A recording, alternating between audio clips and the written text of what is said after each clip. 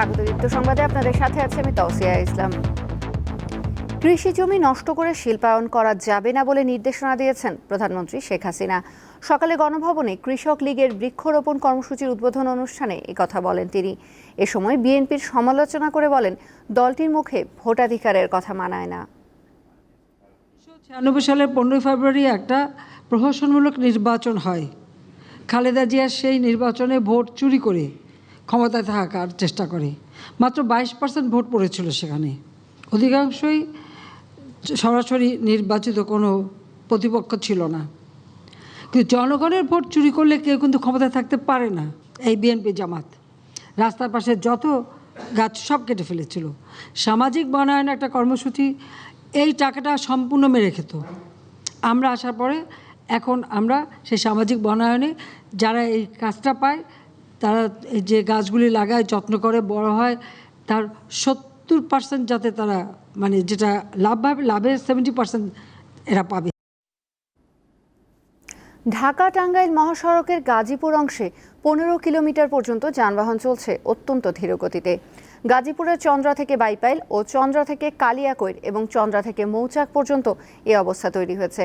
এদিকে টাঙ্গাইলে বঙ্গবন্ধু সেতু সংলগ্ন অংশে মহাসড়কে যানবাহন চলাচল স্বাভাবিক অবস্থায় রয়েছে। গতরাতে মহাসড়কে অতিরিক্ত গাড়ির চাপ ও সেতুর উপর গাড়ি বিকল হওয়ায় দফায় দফায় বঙ্গবন্ধু সেতুর টোল আদায় বন্ধ থাকে। এর ফলে ওই সেতুর পূর্ব এলাকা থেকে এলেঙ্গা পর্যন্ত তীব্র যানজট তৈরি হয়। সকালে পরিস্থিতি স্বাভাবিক হয়ে আসে।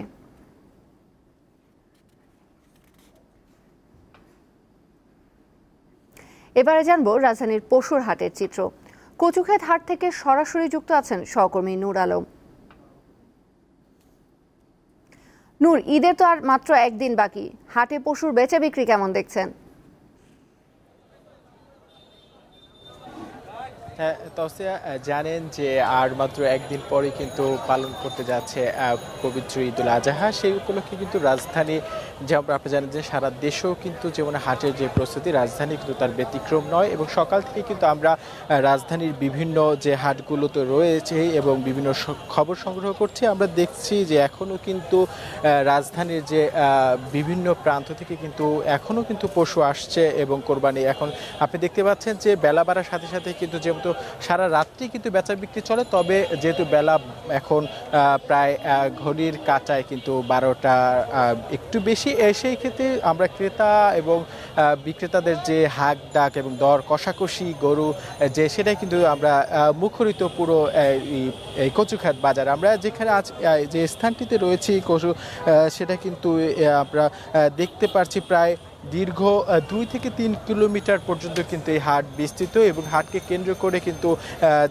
দেখতে পাচ্ছেন যারা বিভিন্ন রঙের, বিশেষ করে আমরা যে বিষয়টা এবার বেশি লক্ষণীয় যে বিষয়টা সেটা হচ্ছে মাঝারি আকারের যে গরু, সেই গরু কিন্তু একটু হাটে বেশি বেচা বিক্রি হচ্ছে। কারণ এখন এবার যে মানুষের যে একটু প্রবণতা যে নিজে একাই কিন্তু আসলে গরু কোরবানি দিচ্ছে, সেই জন্য কিন্তু আগে যেমন ভাগের যে প্রথাটা রয়েছে সেটা থেকে একটু মানুষ কিন্তু একটু ছোট সাইজের গরু, সেই গরুর প্রতি মানুষ কিন্তু চাহিদা বেশি। এবং নামের ক্ষেত্রেও কিন্তু বিভিন্ন রকমের আমরা দেখেছি যে এই হাটটিতে কালামানিক, বাহাদুর থেকে বিভিন্ন রকমের গরুই কিন্তু এই হাটে শোভা পাচ্ছে। এবং দাম আসলে শেষ তারা একটাই বলছে, দামের ক্ষেত্রে কিন্তু ক্রেতাদের সব বিক্রেতারা এটাই বলছেন যে শেষ মুহূর্তে তারা দেখবেন, তারপরে বেচা বিক্রি জমে ওঠে সেই পর্যন্ত তারা অপেক্ষা করবেন। তৌসিয়া, এই ছিল রাজধানীর কচুক্ষেত বাজার থেকে এই পবিত্র ঈদুল আজহার পশুর হাট থেকে সর্বশেষ খবর। তৌসিয়া।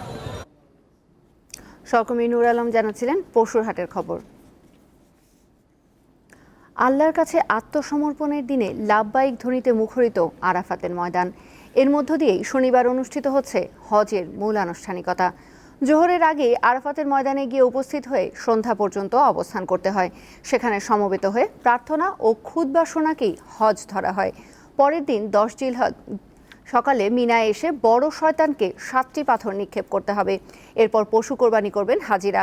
পরের 2 দিন 11 ও 12 জিলহজ সূর্য ডোবার আগেই হজের সর্বশেষ রোকন কাবাঘর তাওয়াফ করবেন হাজিরা। আর এর মধ্য দিয়েই শেষ হবে হজের 5 দিনের আনুষ্ঠানিকতা।